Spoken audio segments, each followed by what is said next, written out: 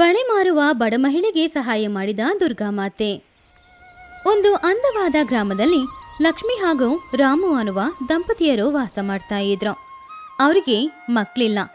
ಅದು ಒಂದು ಮಾತ್ರ ಅವ್ರಿಗೆ ತುಂಬ ದೊಡ್ಡ ಕೊರತೆಯಾಗಿತ್ತು. ರಾಮು ಪಟ್ಟಣದಲ್ಲಿ ಕೆಲಸ ಮಾಡಿ ಸಂಜೆ ಸಮಯ ಕೆಲಸ ಮುಗಿಸಿ ಆಮೇಲೆ ಅವನು ಮನೆಗೆ ಬರ್ತಾ ಇದ್ದ. ಲಕ್ಷ್ಮಿ ಮನೆಯಲ್ಲೇ ಇದ್ದು ಮನೇನ ಚೆನ್ನಾಗಿ ನೋಡ್ಕೊಂಡು ಅವಳಿಗೆ ಕಷ್ಟ ಏನೇ ಇದ್ರೂ ಸರಿ ಅದನ್ನ ದುರ್ಗಾಮಾತೆಯ ಹತ್ತಿರ ಹೇಳ್ಕೊಳ್ತಾ ಇದ್ಲು. ಅವರಿಬ್ರು ಕೂಡ ದುರ್ಗಾಮಾತೆಯ ಭಕ್ತರಾಗಿದ್ರು. ಅವರು ಬಾಳ್ತಾ ಇದ್ದ ಮನೆ ತುಂಬಾನೇ ಹಳೆ ಮನೆ, ಚಿಕ್ಕ ಮನೆ. ಮಳೆ ಬಂದ್ರೆ ಮಳೆ ನೀರೆಲ್ಲ ಮನೆಯೊಳಗಡೆನೆ ಇರುತ್ತೆ. ರಾಮು ಕಷ್ಟಪಟ್ಟು ದುಡಿತಾ ಇದ್ರೂ ಕೂಡ ಅವನಿಂದ ಅಷ್ಟೇನು ಹಣ ಸಂಪಾದನೆ ಮಾಡೋಕ್ಕಾಗ್ಲೇ ಇಲ್ಲ. ಸಂಪಾದನೆ ಮಾಡೋ ಹಣ ತಿಂಡಿಗೆನೆ ಸರಿ ಹೋಗ್ತಾ ಇತ್ತು. ಅವರಿಬ್ರು ಹೇಗಾದ್ರೂ ಮಾಡಿ ಒಂದು ಹೊಸ ಮನೆ ಕಟ್ಕೊಳ್ಬೇಕು ಅಂತ ಅಂದ್ಕೊಳ್ತಿದ್ರು. ಒಂದಿನ ರಾಮು ಕೆಲಸ ಮುಗಿಸ್ಕೊಂಡು ಮನೆಗೆ ಬರುವಾಗ ಲಕ್ಷ್ಮಿ ಆ ಸಮಯದಲ್ಲಿ ಕಣ್ಣಲ್ಲಿ ಕಣ್ಣೀರೊಂದಿಗೆ ಬೇಜಾರಿಂದ ಕೂತ್ಕೊಂಡಿದ್ಲು. ಏನ್ರಿ, ನೀವು ಪಡುವಂತ ಕಷ್ಟನ ನೋಡಿದ್ರೆ ನನಗೆ ತುಂಬಾ ದುಃಖ ಆಗ್ತಾ ಇದೆ. ನೀವು ಇಷ್ಟೊಂದು ಕಷ್ಟಪಟ್ಟರು ಕೂಡ ತಿನ್ಲಿಕ್ಕೆ ಬಿಟ್ರೆ ಹಣ ಉಳಿತಾಯನೇ ಆಗಲ್ಲ. ನನ್ನ ಮನಸ್ಸಲ್ಲಿರುವ ದುಃಖನ ನಿಮ್ ಜೊತೆ ಹೇಳ್ಕೋಬೇಕು ಅನ್ಸುತ್ತೆ. ನಮ್ಮ ಮನೆ ಎಷ್ಟೊಂದು ಹಳೇದಾಗಿದೆ ನೋಡಿದ್ರಾ? ನಮ್ಮ ಮನೆ ಯಾವಾಗ ಬಿದ್ದೋಗುತ್ತೆ ಅಂತ ಗೊತ್ತಾಗ್ತಾ ಇಲ್ಲ. ನಮ್ಮ ಮನೆ ಹೀಗೇನೆ ಇದ್ರೆ ನಮಗೇನೆ ಕಷ್ಟ ರೀ.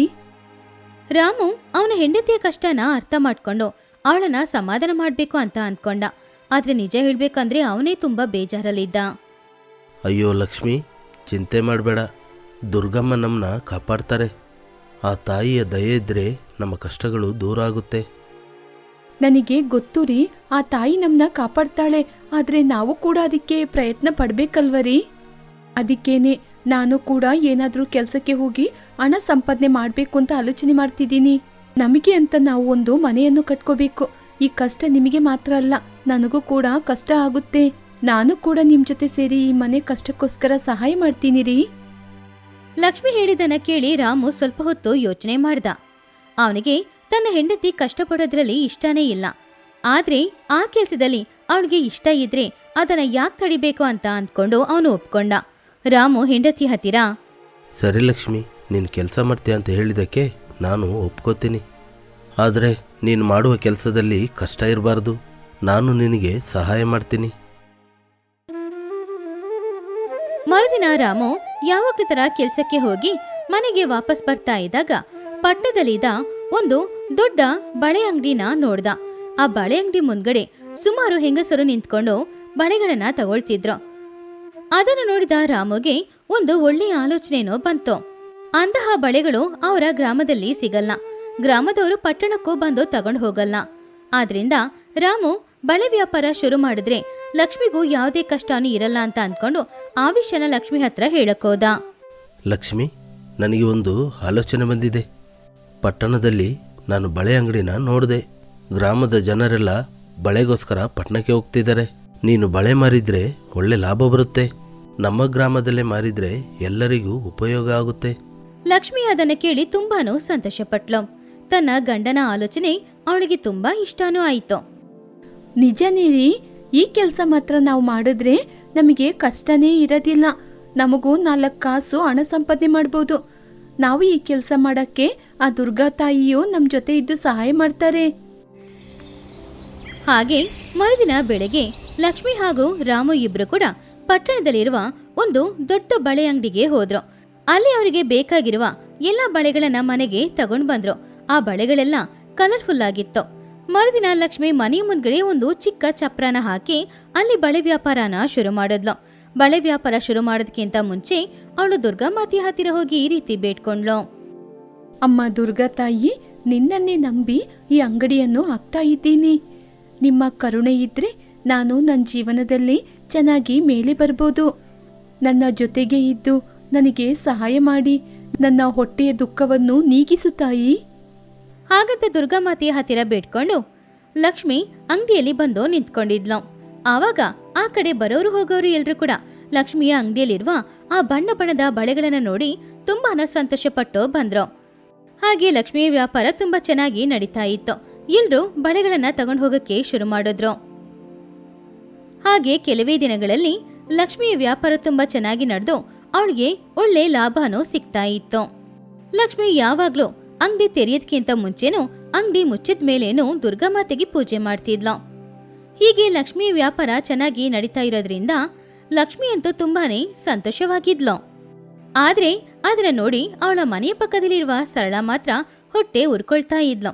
ಅವಳಿಗೆ ಯಾಕೋ ಲಕ್ಷ್ಮಿನ ಕಂಡ್ರೆ ಸ್ವಲ್ಪನೂ ಇಷ್ಟನೇ ಆಗ್ತಾ ಇರ್ಲಿಲ್ಲ. ಇವಾಗ ಅವಳ ವ್ಯಾಪಾರ ಚೆನ್ನಾಗಿ ನಡೆಯೋದನ್ನ ನೋಡಿ ಅವಳೊಳಗಡೆ ಅಸೂಯೆ ಹೆಚ್ಚಾಗ್ತಾ ಇತ್ತು. ಅವಳ ವ್ಯಾಪಾರನ ಹೇಗಾದ್ರೂ ಹಾಳು ಮಾಡ್ಬೇಕು ಅಂತ ಅನ್ಕೊಂಡ್ಲು.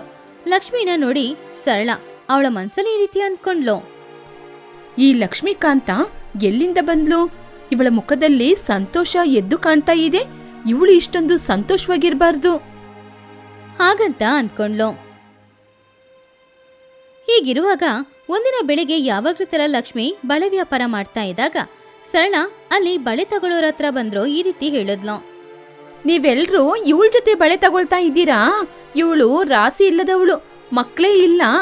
ಇಂಥವಳ ಜೊತೆ ನೀವು ಬಳೆ ತಗೊಂಡ್ರೆ ನಿಮಗೆ ಅಶುಭನೇ ನಡೆಯೋದು, ಶುಭ ನಡೆಯೋದೇ ಇಲ್ಲ. ಹಾಗಂತ ಸರಳ ಹೇಳಿದನ್ನ ಕೇಳಿ ಲಕ್ಷ್ಮಿ ತುಂಬಾ ಬೇಜಾರು ಮಾಡ್ಕೊಂಡ್ಲು. ಅವಳು ಸರಳ ಹತ್ತಿರ, ಅಕ್ಕ, ಹಾಗೆಲ್ಲ ಮಾತಾಡ್ಬೇಡಿ. ನಾನು ಕೂಡ ನಿಮ್ಮ ಹಾಗೆ ಮನುಷ್ಯನೇ. ನೀವು ಇಷ್ಟೊಂದು ಕೆಟ್ಟದಾಗಿ ಮಾತಾಡಿದ್ರೆ ನನ್ನ ಮನಸ್ಸಿಗೆ ದುಃಖ ಆಗುತ್ತೆ. ಆ ದೇವ್ರು ನನ್ನ ಮೇಲೆ ಖಂಡಿತ ಕರುಣೆ ತೋರಿಸ್ತಾರೆ. ಅದಕ್ಕೆ ಸರಳ, ಈ ಮಕ್ಳಿಲ್ಲದವಳ ಮಾತನ್ನ ಯಾರು ಕೇಳ್ತಾರೆ? ಹಾಗಂತ ಹೇಳಿ ಅಲ್ಲಿಂದ ಹೋದ್ಲು. ಆವಾಗ ಸರಳ ಮಾತನ್ನು ಕೇಳಿ ಅಲ್ಲಿ ಇದ್ದವರು ಎಲ್ರೂ ಕೂಡ ಹೆದರ್ಕೊಂಡು ಬಳೆ ತಗೊಳ್ದೆ ಅಲ್ಲಿಂದ ವಾಪಸ್ ಹೋದ್ರು. ಪಾಪ ಲಕ್ಷ್ಮಿ ಅಂತೂ ತುಂಬಾನು ಬೇಜಾರ್ ಮಾಡ್ಕೊಳ್ತಾ ಇದ್ಲು. ಹೇಗಾದ್ರೂ ವ್ಯಾಪಾರ ನಡೆಯುತ್ತೆ ಅಂತ ಅನ್ಕೊಳ್ತಾ ಇದ್ಲು. ಆದ್ರೆ ಆ ದಿನ ಇಡೀ ಯಾರು ಕೂಡ ಅವಳ ಹತ್ರ ಬಂದು ಬಳೆ ತಗೊಳ್ಳೇ ಇಲ್ಲ. ಆದ್ರಿಂದ ಪಾಪ ಸಂಜೆ ಸಮಯ ಅವಳು ತುಂಬಾನು ಬೇಜಾರಿಂದ ಕೂತ್ಕೊಂಡಿದ್ಲು. ಆ ದಿನ ಇಡೀ ವ್ಯಾಪಾರ ನಡೀಲಿಲ್ಲ ಅನ್ನೋದ್ರಿಂದ ಅವಳಿಗೆ ತುಂಬಾನು ಕಷ್ಟ ಆಗ್ತಾ ಇತ್ತು. ಅವಳು ಮನೆಯಲ್ಲಿ ಅಡಿಗೆ ಮಾಡ್ತಾ ಇದ್ಲು. ಆ ಸಮಯದಲ್ಲಿ ಕೆಲ್ಸಕ್ಕೋಗಿದ್ದ ರಾಮು ಮನೆಗ್ ಬಂದ. ಆವಾಗ ಲಕ್ಷ್ಮಿ ಆ ದಿನ ಏನ್ ನಡೀತೋ ಅದನ್ನ ಹೇಳಿದ್ಲು. ಏನ್ರಿ, ನನ್ನ ವ್ಯಾಪಾರ ಎಲ್ಲ ಮುಳುಗಿ ಹೋಯಿತು. ಯಾರೂ ನನ್ನ ಜೊತೆ ಬಳೆ ತಗೊಳ್ತಾನೇ ಇಲ್ಲ. ನನಗೆ ತುಂಬಾನೇ ದುಃಖ ಆಗ್ತಾ ಇದೆ. ನನ್ನ ದುರಾದೃಷ್ಟ ನಮ್ಮ ವ್ಯಾಪಾರವನ್ನು ನಾಶ ಮಾಡಿದೆ. ರಾಮು ಅವಳನ್ನ ಸಮಾಧಾನ ಮಾಡ್ತಾ ಇದ್ದ. ಅವನ ಮನಸ್ಸಿನೊಳಗಡೆ ಕೂಡ ತುಂಬಾನು ಕಷ್ಟ ಇತ್ತು. ಲಕ್ಷ್ಮಿ ದುರ್ಗಾಮಾತೆಯ ಹತ್ತಿರ ಹೋಗಿ ಬೇಡ್ಕೊಂಡ್ಲು. ಲಕ್ಷ್ಮಿ ಆ ದಿನ ರಾತ್ರಿ ಇಡೀ ದುರ್ಗಾಮಾತೆಯ ಫೋಟೋ ಮುಂದ್ಗಡೆ ಕೂತ್ಕೊಂಡು ಅವಳ ಕಷ್ಟ ಎಲ್ಲಾನು ಹೇಳ್ಕೊಂಡು ಅಲ್ಲೇ ಮಲಗಿ ನಿದ್ರೆ ಮಾಡಿದ್ಲು. ಲಕ್ಷ್ಮಿಯ ಕಷ್ಟವನ್ನು ನೋಡಿದ ದುರ್ಗಾಮಾತೆಗೆ ತುಂಬಾನು ಕಷ್ಟ ಆಯಿತು. ಆದ್ರಿಂದ ದುರ್ಗಾಮಾತೆ ಲಕ್ಷ್ಮಿಗೆ ಸಹಾಯ ಮಾಡ್ಬೇಕು ಅಂತ ಅಂದ್ಕೊಂಡು ಅವಳು ಮಲಗಿದಾಗ ಅವಳ ಕನ್ಸಲ್ಲಿ ಬಂದು ಈ ರೀತಿ ಹೇಳಿದ್ರು. ಲಕ್ಷ್ಮಿ, ನನ್ನ ಭಕ್ತೆಯಾದ ನಿನಗೆ ಯಾವ ರೀತಿಯ ಕಷ್ಟ ಕೂಡ ಬರಬಾರದು. ನಾನು ನಿನ್ನ ಭಕ್ತಿಯನ್ನು ಮೆಚ್ಚಿದ್ದೀನಿ. ನೀನು ಕಷ್ಟದಲ್ಲಿರುವುದನ್ನು ನನ್ನಿಂದ ನೋಡಲು ಸಾಧ್ಯವಿಲ್ಲ. ನೀನು ಕಷ್ಟಪಟ್ಟು ಹಣವನ್ನು ಸಂಪಾದನೆ ಮಾಡ್ತಾ ಇದ್ದೀಯ. ಆ ಹಣದಲ್ಲಿ ಒಂದು ದೊಡ್ಡ ಮನೆಯನ್ನು ಕಟ್ಟಿಕೋ. ಅದು ಮಾತ್ರವಲ್ಲ, ನಾನು ನಿನಗೆ ಸಂತಾನ ಭಾಗ್ಯವನ್ನು ಕೊಡ್ತಾ ಇದ್ದೀನಿ. ಆದಷ್ಟು ಬೇಗ ಒಂದು ಮಗುವಿಗೆ ನೀನು ತಾಯಿಯಾಗ್ತೀಯ.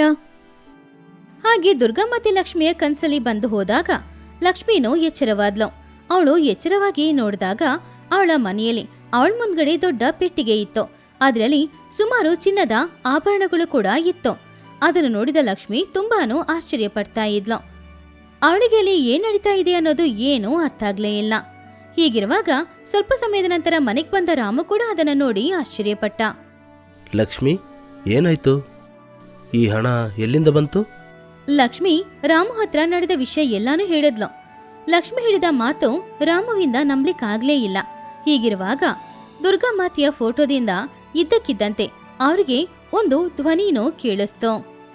ರಾಮು, ಈ ವರವನ್ನು ನಿಮ್ಮ ಭಕ್ತಿಗೆ ಮೆಚ್ಚಿ ನಾನೇ ನಿಮಗೆ ವರಪ್ರಸಾದವಾಗಿ ಕೊಟ್ಟಿದ್ದು.